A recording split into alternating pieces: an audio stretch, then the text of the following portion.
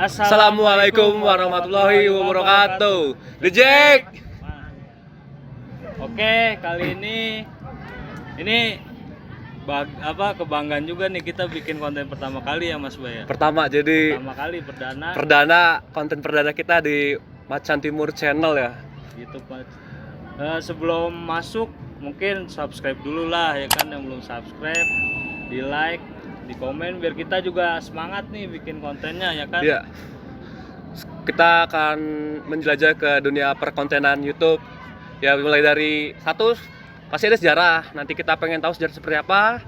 Kita langsung ngomong sama narasumber nanti Korwil.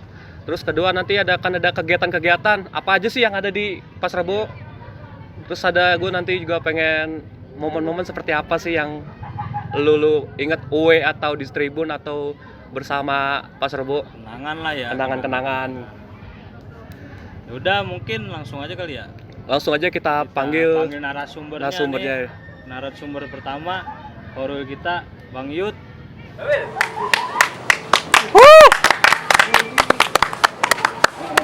Selamat pagi. Sehat Wil? Alhamdulillah. Awalin gimana? Jadi gini Wil. Iya. Jadi biar semua tahu ya. Pasar Rebo. Sejarahnya itu awal mula berdirinya seperti apa sih Wil? Jadi gini, gue menceritakan sejarah tentang berdirinya Pasar Rebo. Mungkin kita berdiri tahun 2001. Di tanggal 28 Agustus 2001 itu masih dipegang sama Saudara Pandi. Di Saudara Pandi sempat vakum di tahun 2000, 2002. Dan di saat itulah Korwil sebelum gua, Saudara Beng Jack, meneruskan. Jadi mengajukan Korwil. Tadinya awalnya bukan Korwil Pasar Rebo mengajukannya. Dan tiba-tiba di ketua umum yang dulu masih Bung Ferry, dia mengajukan, kenapa nggak lu terusin aja Pasar Rebo. Itulah awal mulanya kita berdiri. Saudara Beng Jack mengajukan jadi nama Pasar Rebo. Korwil yang sudah ada yang dibekukan nama dari pusat, itu yang kita ajuin. Jadi kita dulu mungkin bisa dikatakan emang dari nol, karena kita nggak tahu awalnya gimana cara mengajukan jadi Korwil. Terus kita ajukan jadi Pasar Rebo di tahun 2002. Selebihnya sampai sekarang sudah berumur 20 tahun lah ya kita berorganisasi. Jadi makanya kita udah banyak makan asam garam di organisasinya. 20 tahun.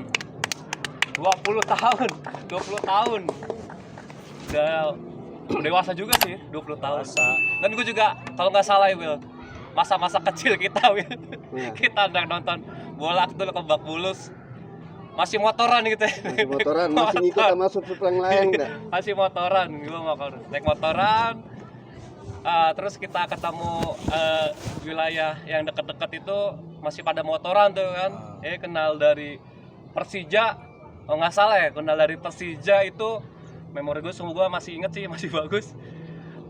Dari teman-teman yang satu hobi nonton Persija yang tadinya nggak kenal, gara-gara Persija aja kenal. Akhirnya kita sempat kita sowan, yuk kita nonton bareng. Akhirnya darinya 2 motor jadi 4 motor, jadi 6 motor, 10 motor, sehingga jadi 15 motor.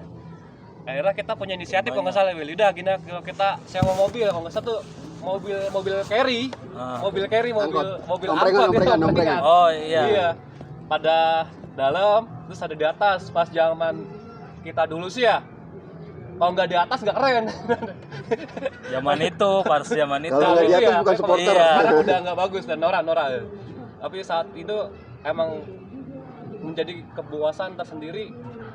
Wih, keren sih. Jadi dari yang nggak kenal jadi kenal. Iya. Sesuai apa sih sekarang zamannya modelnya Persija menyatukan kita semua gitu kan. Nah, ini tadi balik lagi yang Korwil bilang Kan tadi lu bilang ini nih Will, awalnya Abembeng itu bukan Pasar Rebo ngajuinnya. Nah itu ngajuinnya Gandaria dulu. oh Kita Gandaria. ngajuin Gandaria. Mungkin karena Gandaria juga masih ada di Bayoran, kan ada Gandaria Iya. juga, makanya mungkin Bung mengajukan untuk meneruskan nama Pasar Rebo yang diituin dari Pandi. Yang udah ada ya. Yang udah ada. diterusin. Nah, Sama Korwil yang pertama pernah ketemu Will? Pernah dulu lagi away ke Bali, kita ketemu langsung. Dan itu juga nggak disetting, gue ketemu sama Pandi itu nggak disetting. Jadi satu tribun, di atas gue ternyata Pandi. Oh jadi kayak panggilan alam lah Iya, ya? kayak panggilan alamat ini. dipertemukan di stadion. Gua lagi nonton, break babak kedua, babak pertama, bengjek lah WA gua.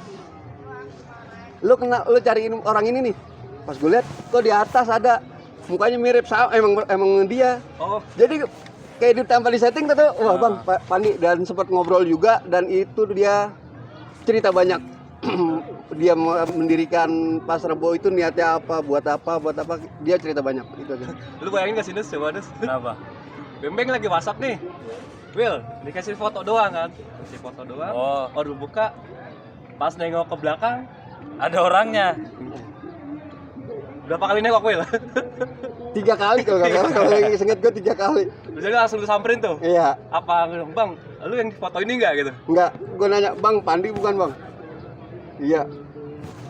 Gue inget bang Pasar Rebo. Wah iya gini cerita banyak lah itu.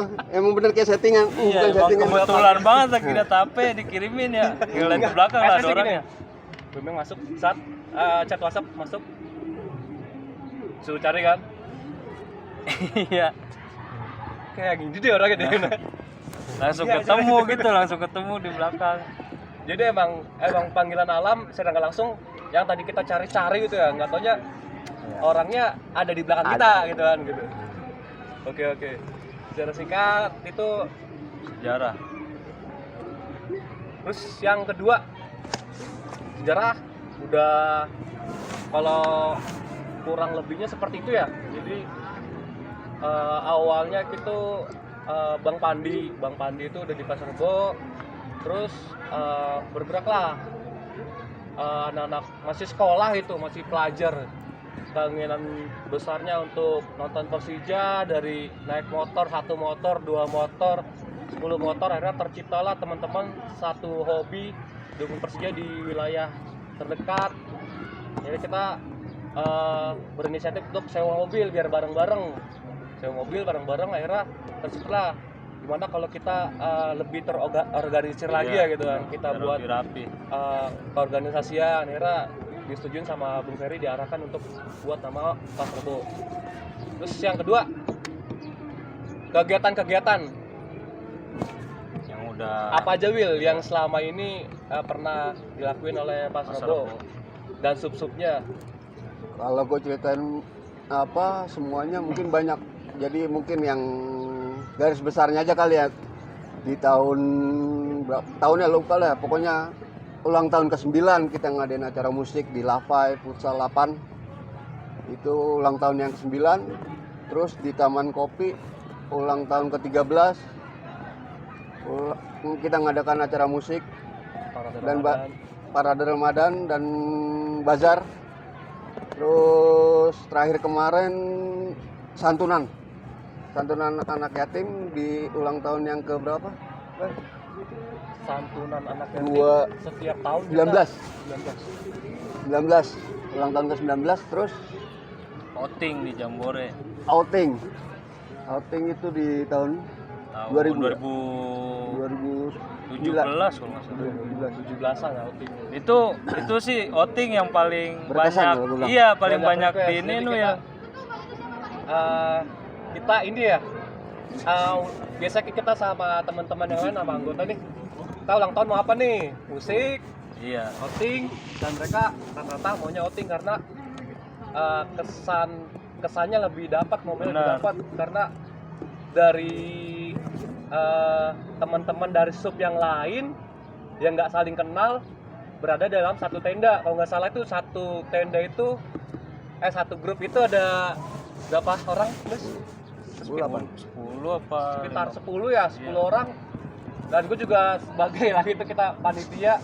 Jadi dari Subkorwil Jatikarya nih, jadi dia mengirimkan anggotanya hampir semua tuh misalnya tuh.